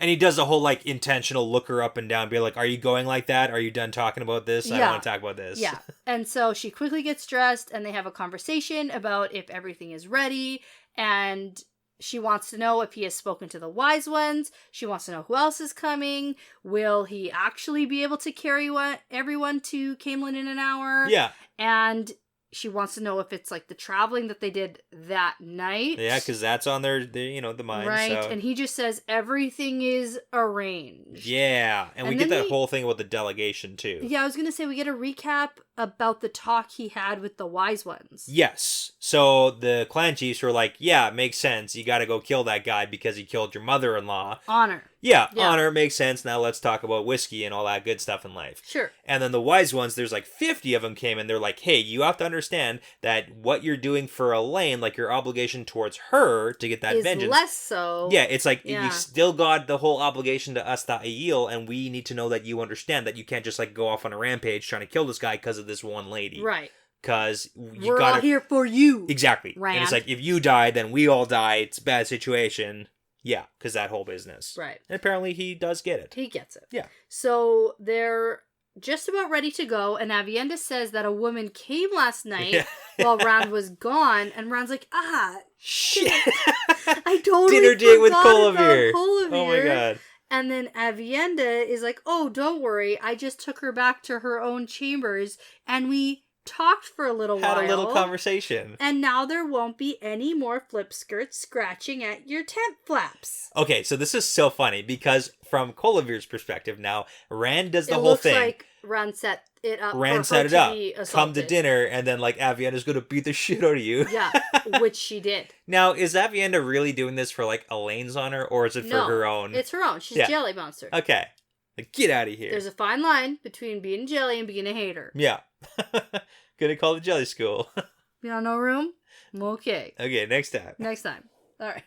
So Asmodean comes in the room and Rand says, what do you want? I gave you your instructions last night. Yeah. So that conversation did happen. That's good to know. Yeah. And then they have a medium cryptic conversation. Which is very not cryptic by the end of it. Nah. It's like way too out in the open. At this point, I think Avienda knows that this isn't just some musician. Really? Okay. I don't know. It just is so flippin' obvious. It's a very open conversation they're having here. Yeah. And Asmodean basically says, I want to come along. I want to be able to prove my loyalty to you. I'm not very strong, but maybe I can help in some small way. Yeah. So we get a whole bunch of really good information here. So Asmodean does the whole, he pulls in the power, and we get a really good look at how Rand can judge Asmodean's power level, like his ability to channel. Yeah. Exactly. And he can also sense when Asmodean is drawing insight in, he can sense when he's like straining to pull in more. So he can sort of feel that upper limit, we assume, unless Asmodean is pulling some big sneaky. Right. Which is possible. Yeah, because Lanfear did tell them both that it would dissipate over time. She did. And it hasn't yet. It has, but to be fair, it hasn't been a very long time since that actually happened. Couple months or something? That. Yeah, not a very long time at all. And then Rand compares Asmodean's strength. I'd say more than a couple months. Because he was like in Ruidian, and then they went to Colrock's Hold, and then did the whole boss meeting, and then went back to Ruidian and built that place up, and then they traveled, and then it's been more than that. Okay. Yeah. Couple months. Yeah. A few months. Yeah. Okay. So again, I feel more comfortable saying that. A few months than a couple? Yeah. Because a couple's 2 and a few is 3. I know, and for sure people are going to correct me and be like, actually, it was exactly this amount of time. It's actually a month and a half. So I'd like to hear it. Yeah, tell me. But what I was wanting to talk about is when he talks about Asmodean's strength, is that he would be hard-pressed to match one of the wise ones who could channel. But that just means like the wise ones who can channel can't really channel that much. Mm-hmm. Because Asmodean can like almost do some of that. That's not nothing. It's not nothing. It's not nothing, but it's like, in Rand's eyes, it's nothing. It's nothing, yeah. You can't do it. In comparison, it very literally is nothing in comparison, so. Yeah. But yeah. Okay, so Asmodean keeps on with trying to convince Rand to let him come, and I just have to tell you, like, my radar went up. Do you buy it? I want to. You gotta give me, give it to me here. This whole time, I've liked Asmodean. Even though he has a history, like we know what kind of guy he is, though. Like, not a great one. He's not a great guy, but he's a guy who looks out for his own self-interest. Sure. Do you believe that he really doesn't have an option of whose side he's on now. I think that Asmodean doesn't know that he doesn't have an option. I don't think he actually knows what's been going on unless he's been somehow entering the dream world and, like, also doing some spying or something somehow. Okay. Like, I don't know if he knows the full extent of what Lanfear told the rest of them, and I think he might have some small hope of getting back with them. Because Lanfear kind of threw him under the bus there. I know that she did, and I know that we saw that. Yeah. But Asmodean doesn't know. And maybe... For sure. So are you saying, like, maybe it's Asmodean is going to, like, look for the opportunity to maybe do something to, like... turn on Rand and then like turn him into the bad guys, like to actually I don't flip. like it, and I really hope I'm wrong. Okay, and I want to trust him because like in all, it very well could be Asmodean being like, "Hey, I really have one option here because if you die, then I'm dead, and I might as well just like throw it in." And he says, "If you fail, I'm worse than dead. Worse than dead, yeah. I must see you win and live." Yeah, and so. Rand decides Asmodean can come along, and I just, like, want to trust him. Yeah. But I'm, like, 75% that's when you wanting should be to most trust cautious when you want to trust people. I know. It's kind of like in Big Brother when you're like, I'm pretty sure I'm safe for the week, and then boom, you're not safe for the week. And you're like, oh, I shouldn't have been so sure that I was safe. Right. Okay. Because you weren't. But I also love how once they realize that they're like talking way too in detail, they're like, aha, because how else could I write songs about you? Yeah. It's such a bad cover. I know. And so Rand is finishing getting ready, and he doesn't bring his sword or the Shanshan spear, but he is bringing his Angreal. Little fat man. Because he doesn't plan to just chop Revin's head off, which I think he should do. I mean, but like a sword fight? He was going to fight Couladin with the sword. Couladin can't channel. I know. Ravine can channel. He was going to punch Lanfear in the face later. Yeah, he is. It's a proven method. We'll get to. Proven method like, that it's effective. I think he should bring a sword. Okay, just in case. Yeah, especially considering the Forsaken. If I was allowed to carry a sword everywhere, I would carry a sword everywhere. I would do that. Fair. I would be that person. You would be so awkward. Be that person. You would suck. I would hurt myself very badly. You would. I should not be allowed around swords. Oh my god. But yeah, so he doesn't consider bringing it, which I think is not the best move, especially considering most people don't know Gabriel is a Forsaken channeler. Sure. And so if he's going to show up and murder the, quote, king of Cairhien. Yeah. Because it's more than just, let's kill King Gabriel. of Andor, you mean. Andor, yes. Yeah, that's what yeah. I mean. Well, and Cairhien, he thinks. Yeah, that's but yeah, Andor, I mean. The common people are going to need some kind of, I don't know, something. I get what you're saying. Yeah. It doesn't hurt to bring it, just in case. And then, Yeah. But, okay. Anyways. Here we are. Yeah. So... He also does the whole considering, like, maybe I should go to Tyr, Kalandor, or go to Ruidian and get the big boys. Get the Academy Award. Exactly, yeah. And then he has the whole, like, I probably shouldn't have that much power, because he knows what he'll try to do with it, and he'll probably destroy all of Caemlyn. In Zombie Girl situations. And I would say, fair. Good call, yeah. Yeah. Now... Rand is lost in thought about the Sangreal that he has access to, and he says, the world rides on my shoulders, and then that super deep prompts Avienda to give him a little butt pinch with the power. Yeah, butt pinches all around. around. And then he power butt pinches her back, and it's kind of cute. You get a butt pinch, and you get a butt pinch. Just each other. Yeah. Yeah. Asmodean doesn't get a butt pinch. No butt pinches for Asmodean. No. So they leave the room and find Matt waiting there, which is a very strange sight, and Rand's like, wait a minute, there's no maidens here. Yeah. Asmodean just, like, knocked and came in. This is a giant red flag. Okay, yeah, because everyone just, we gotta talk about this. Brushes past this the entire chapter. There's no time. And I'm like, what the fuck is happening? Okay, this is why? a huge deal. Well, let's not brush past it. Why are there no maids? I don't know. I can't figure it out. Where are the maids? What's happening? No idea. What's happening? I literally have no idea. I can't figure it out. Where are they? There should be, like, hundreds. I know. I've been trying to figure it out. Okay. I don't know what's happening. I got a couple theories for you. I wish I knew. I don't like when you give me theories because I can't trust anything. But what if No, I'll give you options. I'll give you options for theories. No, I don't. You don't like that options for theories either? No. Shoot.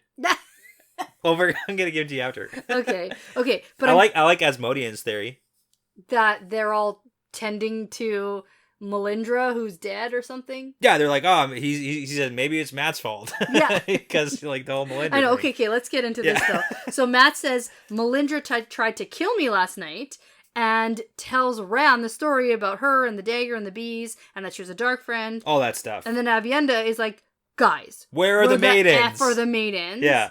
There's no maidens here. What have you done, Randolph? It's clearly Rand's fault. And Rand's like, I didn't do anything. And his buddy is like, it's probably Matt's fault killing that maiden. Yeah.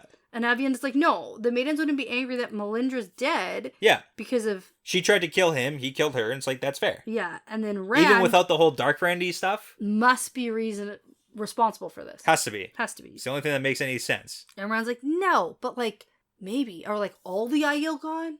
No, well, we see Aiel at the docks later. Do we? Yeah. Where are the Very maidens? specifically. Where are the maidens? Did Lad Could it be hear? Rand? Could it be Rand's fault? It could be. Like, could Rand have done something? Like when he was talking to the wise ones? I mean, maybe, but they let him go. They gave him the clear to like go and do it. Avienda's specific talk this morning. Yeah. About I won't shame you. And Avienda like also is a no, she's not a maiden technically, but she like has the in and in. And she's concerned. Yeah, she's worried. I think she would know if the Aiel were just leaving. I don't know. I guess there's no time to even think about it. I hate this. I hate that I have no clue. Okay, let's keep moving. That I don't know what's happening. I'll bring up some theories afterwards. Fine. One of those theories is Rand did something. I think Rand might have done something. So okay. Now Matt tells us that he's coming along too this time. Yes. And at this point, I went, that's it? This seems like a very big problem that the maidens aren't here, and Rand doesn't seem to care, no one seems to care, and we're brushing by it, and I'm concerned. Well, the last time we saw the maidens disappear there was a fight, and they all, like, ran off. And they vowed, like, to never do that again. They did do that. They said that. Okay. And they all, like, carried around dolls or something, because they were like... Yeah. They all were like, this was bad, we did that. Yes. So I don't know. I don't quite know. Okay. I don't know.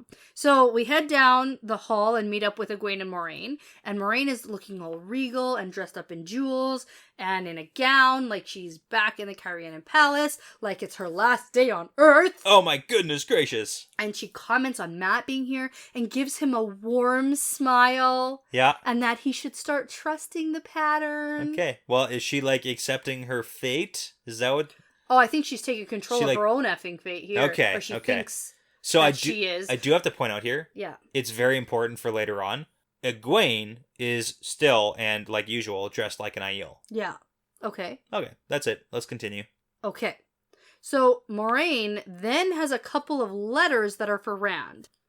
And he looks at them and recognizes that Moraine's own writing is on one of them. And he's like, from you? Yeah, her writing is on both of them. Oh, okay. It's her writing that is like the script that is addressing Rand and Tom Maryland. Okay, one is for Rand and one is for Tom, written by Moraine. Yeah, and Rand looks at it and is like, this is your writing. Like, why are you writing me a letter? Yeah. You can just tell me whatever, because you always do anyways. Why is this a letter? And Moraine is like, you've changed from the boy I first saw in Emmons Field, and she prays that he's changed enough.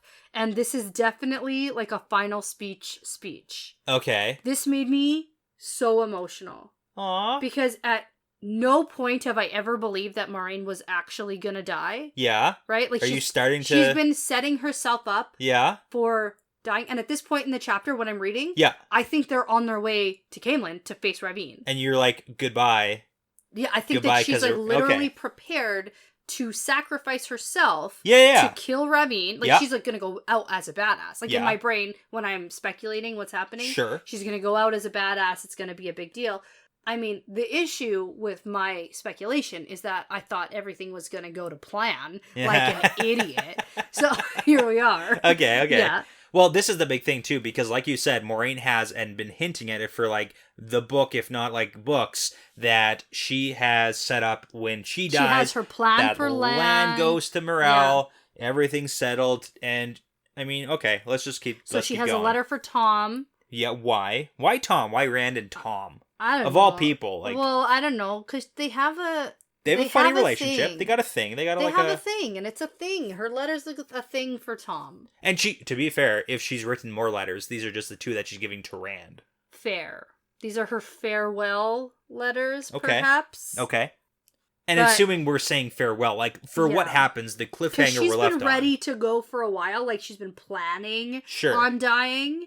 And so I didn't believe it until now, and this was the first time that I had a pit in my stomach. You're like, oh no, something's gonna happen. Oh shit, she's like legit going to die. Like, yeah. Even if she's not in a position where she's gonna die, she's gonna put herself, like, she's literally gonna step in front of Rand. Yeah. And take one. Like, that's her plan. Okay. So that Rand can beat Ravine. Yeah, we've also had our conversations, like, I've worked my entire life to make sure that Rand gets to where he needs to be. Right, but, like, we're not there yet, Maureen. Okay. You know what I mean? Well, but we're gonna get there pretty quick. Yeah, which I'm also very confused about. I hope you are. There's still 4 chapters left in the book. Like, don't worry that much. Okay. Well, you know what?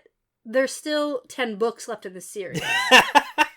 So that's like, I guess there's 9 books. 9 books ahead, this. one behind, so. Yeah, okay. All right. That's really how I gotta look at this. It's not like 4 chapters in the book, because I don't think this is getting wrapped up, this book.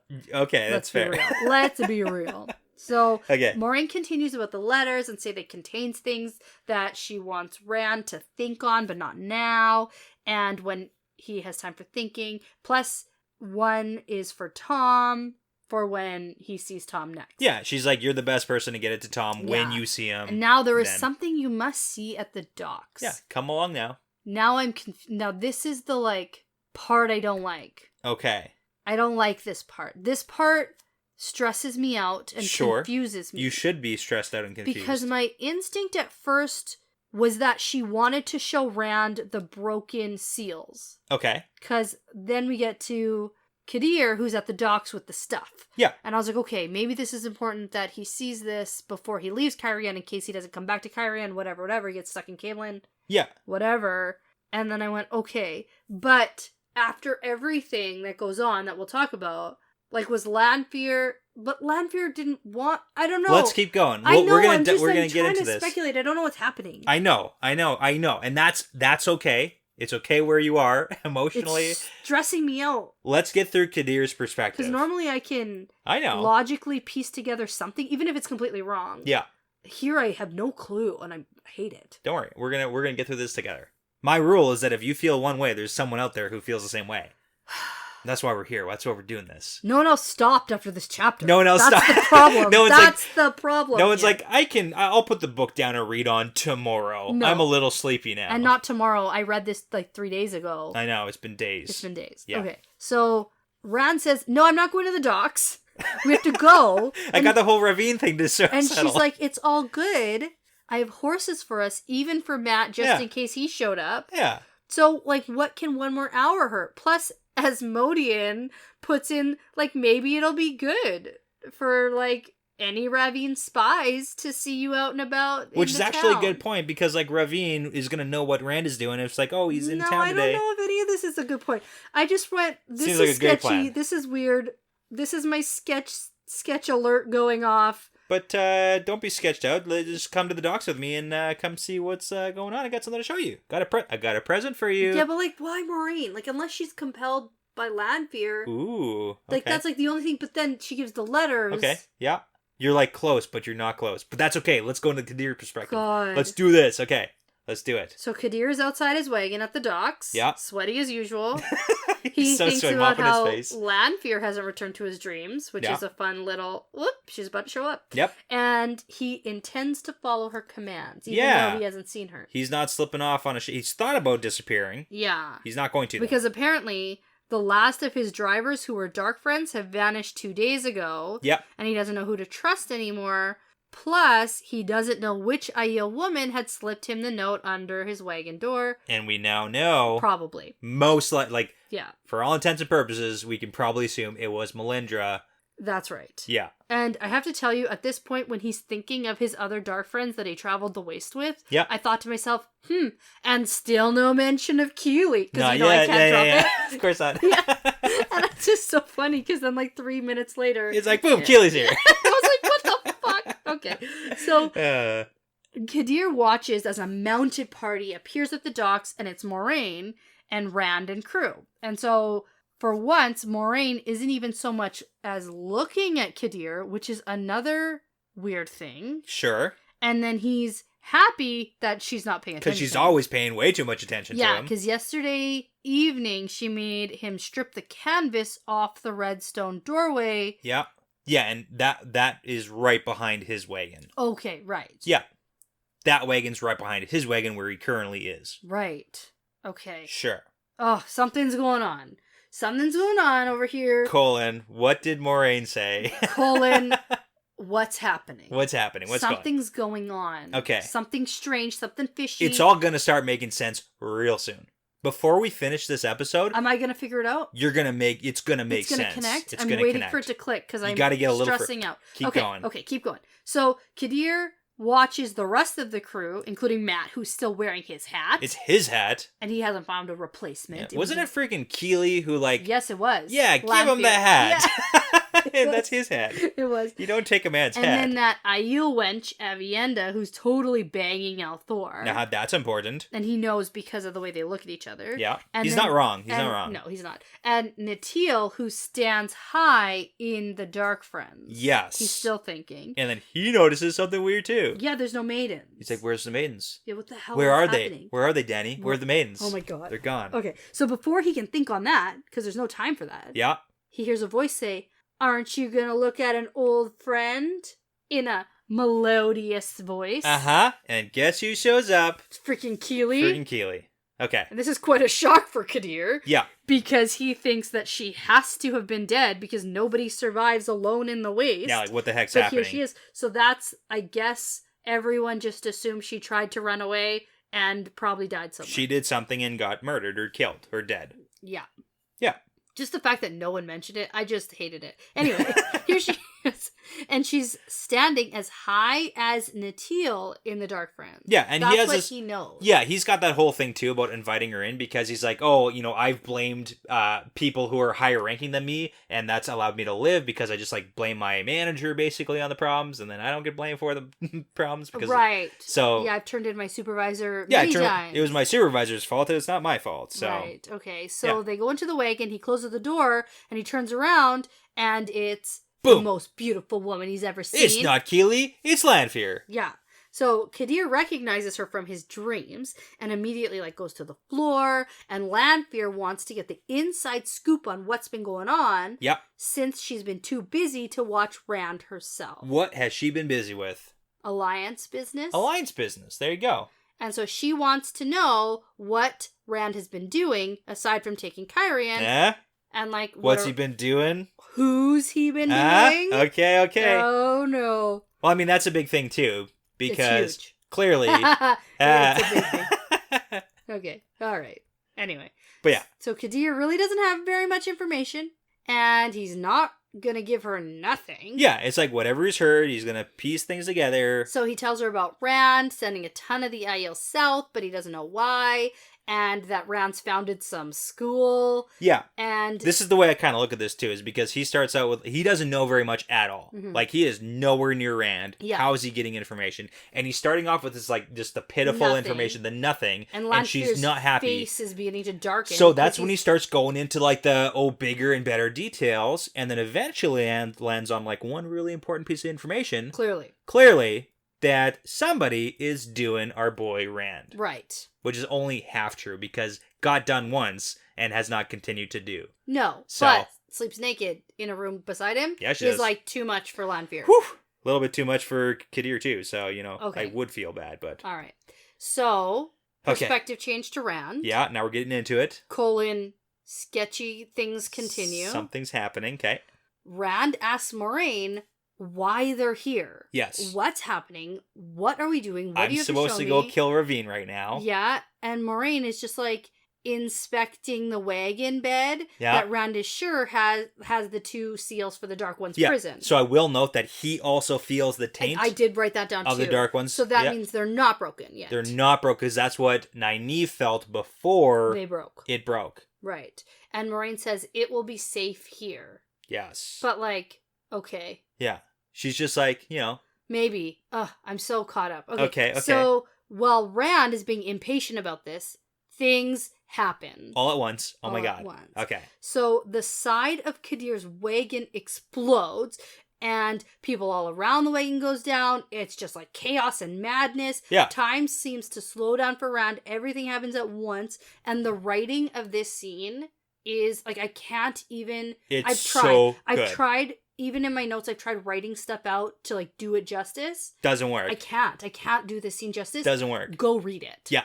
If it's been a while for you, and you haven't, don't listen to just us. Go listen to the audiobook. Go read it. Go do it. Read this it's so scene good. because it is remarkable.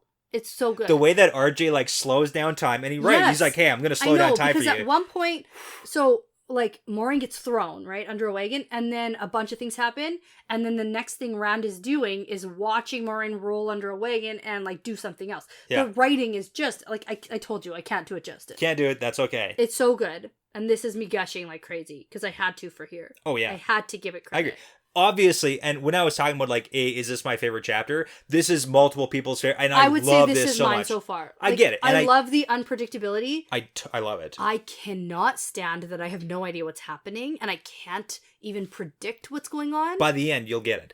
But I just have to say that I have to choose one favorite chapter in my. This is the restriction I put on myself. Yeah. For whatever reason. Fair. But I just haven't chosen this. The same reason I didn't choose Ruidian as my favorite chapters in TSR. Fair. Because it's like, I love it so much, but it's like, I'm not going to pick it. So. Okay. But yeah. Okay. Now, the wagon explodes. Lanfear steps out into like the stunned silence of the docks, except for all the people screaming and moaning from being hurt. Yeah, no one knows exactly what's happened just yet. Yeah. Because it just exploded. Right. And so she's carrying something limp, pale, and red-streaked and screams at Rand. He told me, Luz Theron. And then she flings the full skin suit of Kadir. Well, no. There's no skin here. It's just the body. No. It's the skin. Oh, she's throwing the skin? Because she took the skin off of him. It's just the skin. That's the limp, pale, red-streaked something. Yeah, because she took the skin off, but she's carrying the skin. Okay. His skin suit. Oh, yeah. It is just his skin. Yeah. Yeah. That's what it is. And she, like, throws it into the air, and then she screams, like, shrieks, "You let another woman touch you again." Oh, my goodness. Crazy ex-girlfriend. Okay, who was the first one? Ilyena. Okay, I just want to make sure.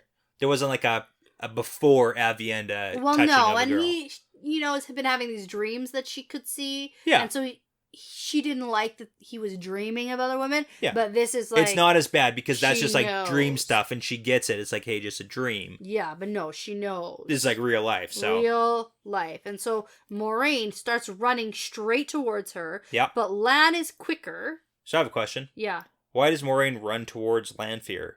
She doesn't embrace Saidar. She doesn't channel. Yeah. She doesn't do that. She's an Aes Sedai. Yeah.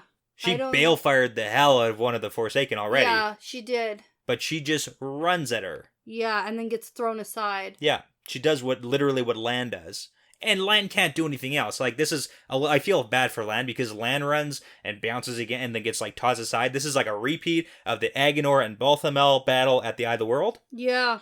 And yeah, but that's really all Lan can do. Yes, but that's not all Moraine can do, but that's all she does here. Okay. Because then, yeah, Lan runs into an invisible stone wall and bounces back, and then he gets, like, smashed aside into some stones, and now Moraine is screaming, like, Lan, no! Yeah, but like, don't run at Lanfear. Yeah, but then she's running at Lanfear. Yeah.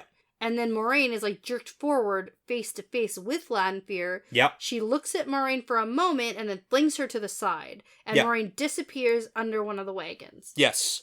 And now I have to tell you, this specifically, like, whatever the hell else is happening, going on, like, is this Moraine? Is this someone else? Is she compelled? Like, I don't know. Okay. But this reminds me of, like, Brigida, Mogedi, and Nynaeve. Yeah. All you can do situation? Like, yeah, because Brigida gets flung against some wagons. Yeah.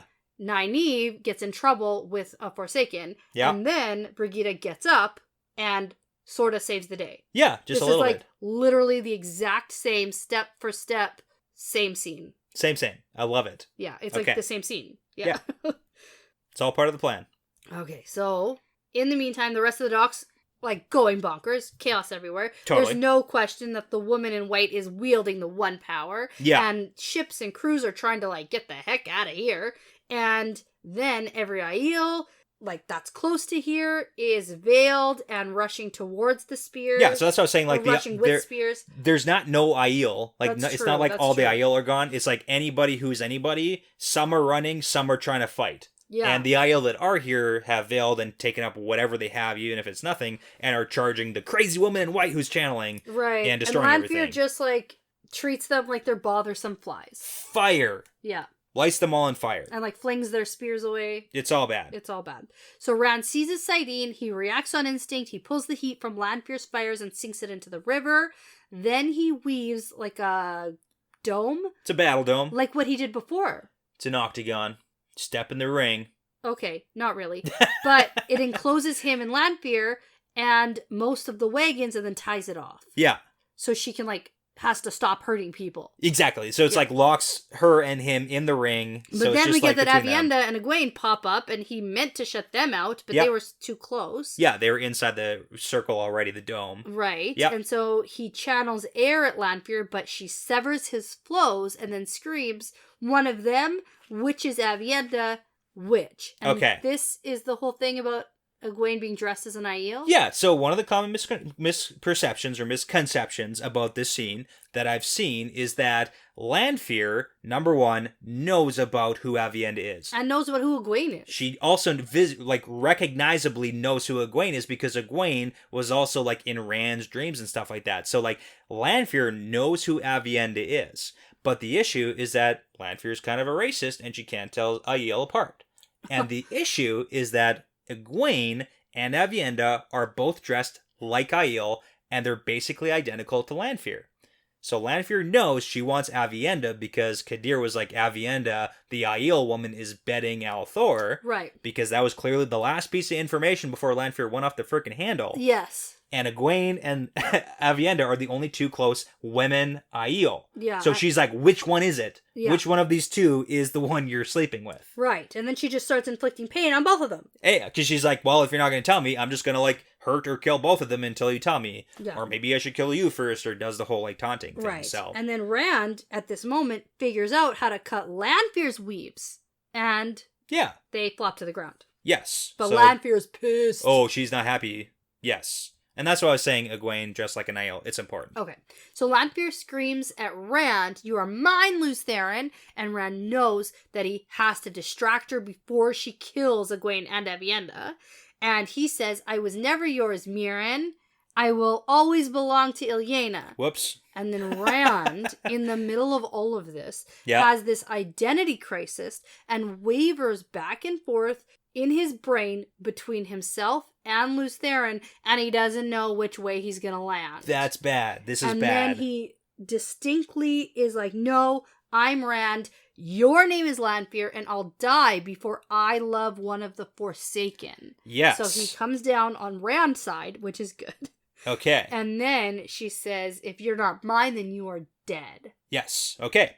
And then she literally starts killing him with Oh the yeah, power she starts killing by him. stopping his heart. Yeah. Exactly. Yeah. She's like, we're gonna rip your heart out. Yeah. Rand was supposed to rip the heart out of Ravine, and now it's like Lanfear doing So Poetic. we're never going to Poetic. get there. Okay, Okay. so Rand is fighting back, but he's not really a match for Lanfear. Yeah. He's losing this fight. She's trying to shield him and cut him off from Saidin. Yep. And he can barely keep up. And this is the point he's making cudgels out of air to hit her in the head with. Yeah, he is. This is his channeling He's technique. no match. And then he thinks, I'm going to start pushing myself, getting closer, and punch her in the face Yeah. with my fist, because if she's unconscious, then she can't do any harm. Okay, 2 points. Number one, Rand is having this identity crisis, and the Yeah. issue is that LTT, he thinks about it, LTT's in his head trying to Trying to shout give him instructions. advice. Is like, this Yeah. is what you should do, not air cudgel Yeah. Lanfear, Not like, punch her in the face. do these things. And he's ignoring He's it. he's shutting it out, and that's why it's basically like she's fighting a baby, Oh, right? yeah. It's not good. So she's clearly winning by a long shot. And then the second thing is that there's actually a record that punching Forsaken in the face might not be a bad idea. Out That's of how everything, this Nynaeve is not the worst. threw the friggin' the collar at Morgedian's face to and distract that's her. how she got the upper hand. And I love it because we literally know that Well, Forsaken, Back to my point, Yeah. he should have a sword. he should have a sword. But my point was like Age of Legends channelers are used to doing everything with the power, so they don't think about fisticuffs. Yeah, except that she catches on. She does. She figures And it out. she's like, don't. Yeah. Quit trying to punch me in the face. All right, so she's backing up and climbs up into a wagon bed, and smiles like winter's heart. Ah, you saw that. I did. I noticed it. Okay. So that's the question. Yeah. So we know that one of the book titles is called Winter's Heart. Yeah. Yeah. That's why I noted this. Yeah. So, like, okay, what's but about that? obviously, that book wasn't written when this was written. Well, when we got the New Spring reference, New Spring hadn't been written yet either. No. So he's like picking things from things. Possibly. That's what it seems It's like. almost like he had a bunch of notes about things that maybe we'll hear more about so in the her future. smile is like winter's heart, which Okay. I mean like ice cold. Is that It could the be. heart of winter is very cold, probably. Probably icy. Yeah. That's probably what that means. Yeah, it's Okay. it's a bad situation, but anyways, okay. Okay, so she's standing beside the twisted door frame terangrial. Yeah, because he thinks like, oh, when did she climb up there? Yeah, because he's all consumed with his own thoughts. There's so much going on. Yeah. And this is what Kadir had mentioned earlier, that the canvas had been thrown off this. Because Moraine specifically told him take it off. Right. Yeah, she ordered that to happen. Which is weird. Okay. That's weird. Is it that weird? Yeah. Okay. Because she's been very secretive about... Although she has been hovering around this one... Well, which wagon has she paid the most attention to since they left Viridian? This one. With the twisted door frame. Terangrial. She's been very concerned about the door frame. Yeah. And the location of it, and that it's still intact and it's on a wagon. Oh. She's very concerned about it. Okay. Yeah. Okay. I'm thinking. Okay. Just let me keep thinking. Let it stew. Yeah, I think it's okay. Okay. Okay. So anyway, she's up there by the door frame. Yep. And Lanfear continues the taunting. She's close to just like cutting him off completely from the source. And Rand is drawing in more and more Sidene. Yeah. Make it thicker so that she can't cut you off. Shield him. And then she starts giving Rand a good dose of pain. Yeah, because she's like, oh, if you want pain, I'm going to give you pain. Right. It's like, pain. And there you then go. Rand thinks about how he could end this fight, how he could finish her by just outright killing her, like with lightning And like or maybe. fire. Like maybe. Yeah, but he doesn't even try. He doesn't, because he can't kill a woman. And he that's remembers the woman he killed when the Dark Friends attacked him, like way back when. Yeah, on his way to Tyr. Plus, Luce Theron thinks about killing Ilyena. And neither of them, turns out, can kill a woman, so he's just gonna give in to dying, and then he starts laughing and laughing, because isn't this ironic? Totally normal laughing. That I'm It's gonna all die good. because I can't kill a woman. Yeah. Like the ultimate misogynistic fault. Sure, yeah. Kill everybody equally, Rand. Jeez, what are you doing? God. And like, come on. And also, my point is like, could he actually just like outright kill her because she seems pretty friggin' good? She seems good, but she seems to be not expecting that. That's true. That's true. Right? Yeah. And I think that if he legitimately tried... And like gave in a little bit to LTT and like took some advice maybe? Yeah, or threw her off a little bit. Yeah. It would be a more even fight. Like maybe Fair. he wouldn't be able to kill her, but not trying also isn't good. It's a bad situation. Just like letting her... Like he's completely on defense right now. Yeah. So... Okay. Not great. Let's get into this. Okay, perspective change. Because we're gonna figure some things out. Yeah, I think I already have. I think you figured it out. Okay. Yeah, good. I did, because I remember something that I previously forgot. Good. Okay. Good. So, Moraine has her Brigida moment. She does. I called it. I love it. Because she... You know what? No. Brigida had a Moraine moment. Well, it's the order of events. I don't care. Brigida had the moment first. I don't care. And then Robert Jordan just rewrote... That's not important. ...the scene. I don't want to hear that. Okay. Okay, but seriously... We're not talking about that right now. It's seriously the same scene. This is Moraine's moment. I'm... Don't take it away from her. Oh, fine. Okay, so Moraine wipes the blood from her mouth, crawls out from under the wagon, Brigida style, and gets to her feet, and then she hears a man's laughter. She sees Lan lying on the ground twitching, and she thinks that maybe he's trying to rise, and maybe he's dying, but now he must live or die without her. She's got more important fish to fry. This is very, it's not good. It's a bad situation altogether. Yeah. Like, Lan is either in death throes, or he's, like, trying to get up. Yeah. Who knows? Yeah. So, she sees it's Rand laughing. Yeah. Feels a chill. Because, like, he's being literally tortured on the ground by Lanfear. And if it's madness, then she can't do that, but she has to do what she must do. What she must do. Yeah. Yeah. Okay, okay. I figured it out. Okay. So she sees Lanfear, and she's not surprised. Okay. So this is more of a shock to her of seeing what had been in her dreams so often since Ruidian. Uh-huh. Okay. Okay. I thought this was like happenstance, and now I'm Sure. realizing it's not happenstance. None she of knew this was going to happen. None of this has been happenstance. Right. Because Right. what did Moraine do in Ruidian? She went through the rings, Which or whatever do what? they were. And what do they Shows do? her the future. They show you possibilities for the future. Okay, yeah. They say this is how your life might work out if you do certain things. Right. It's kind of like a different way of the flicker sequence.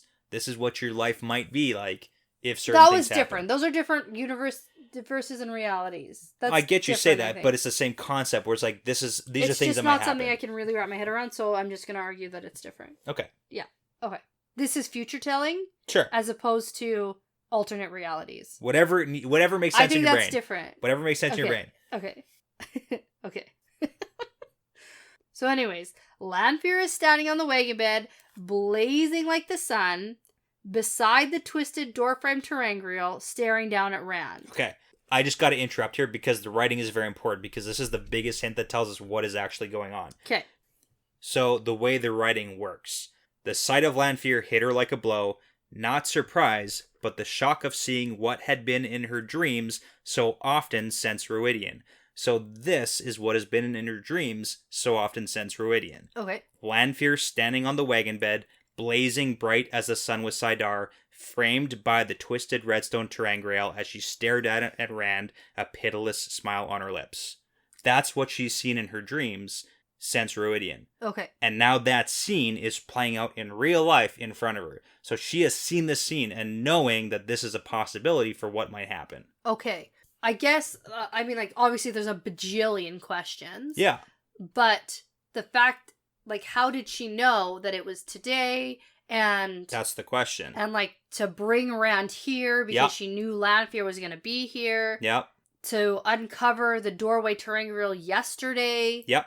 And then also what she does, we get the next sequence here, is that Lanfear, is turning the bracelet over in her hands, which is an angriel.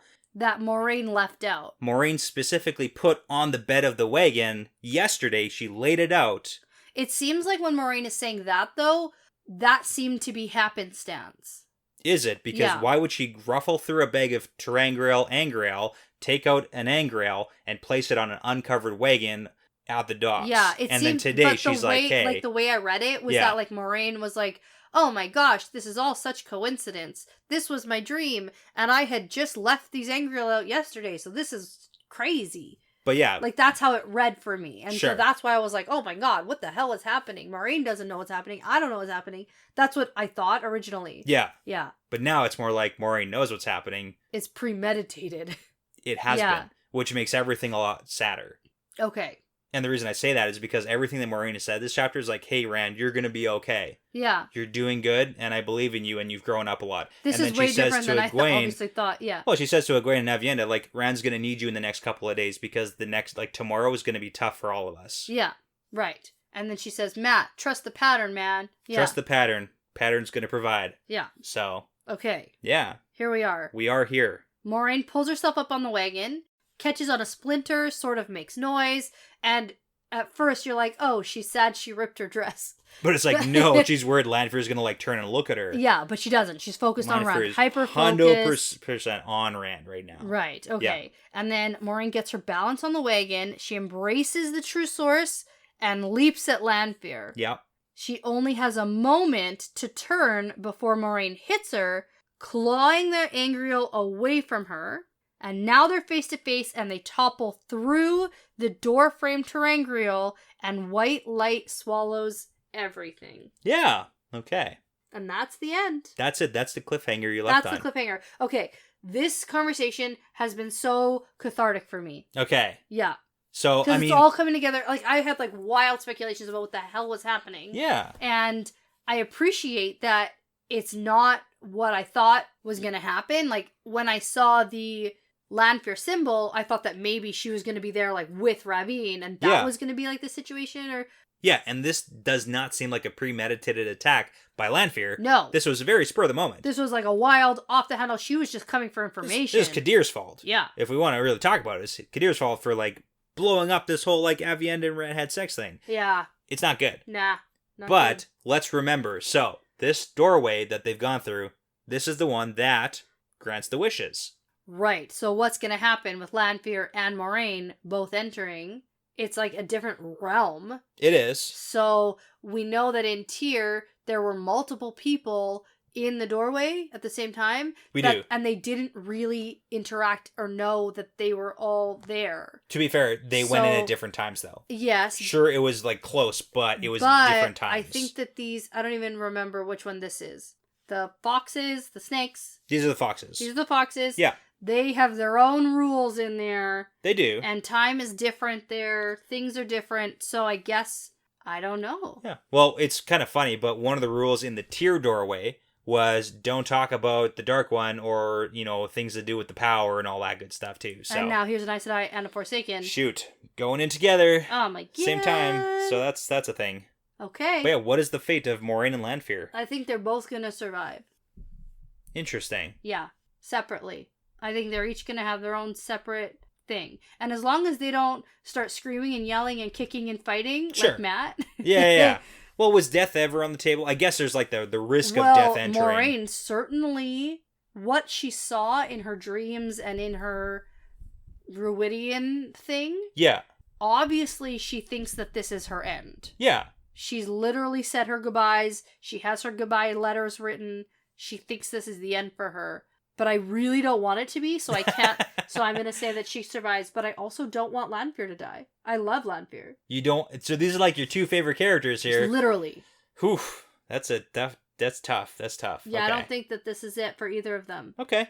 Is that bold to say? I mean, it's medium bold to say. It's one of those rules, like, we don't see a body, so, like, I mean, they're not... No. I think that something's going to happen, and whatever happens, we're going to either go in there with them and find out about it, or they're going to come out and have either no stories to tell, or we see them... Something's going to happen. It'll be like a thing where we see Moraine again, and then we don't see Lanfear for, like, 3 books. Yeah, And we, like, think she's gone, and then she's, like, it's not. like, boom, she's here. Yeah. So, that's good. Okay. Yeah, especially considering that whole, like, Tower of Genji thing in the dream world. Sure. And that's apparently the place of the Fox and Snakes is, and Lanfear knows the dream world very well. So, like, there's a lot here that I have zero idea about, so... Well, let's go figure it out then, I guess. Oh my god, I'm so excited. Okay. I'm so excited to read. Well, because we just got the Flash. They are going through. They're going through. They're 100% going in. Yeah. So... It's okay. So what happens next? I guess we read and find out. Yes, we do. RJ's famous Raffo. Yeah. Right? Here it is. Yeah. I'm really excited, actually. So, let's go. So, I guess before you go ahead and have these premonitions of sacrificing yourself to save the Dragon Reborn, I'm going to say that this is part of the pattern now. Yeah, it's part of the pattern.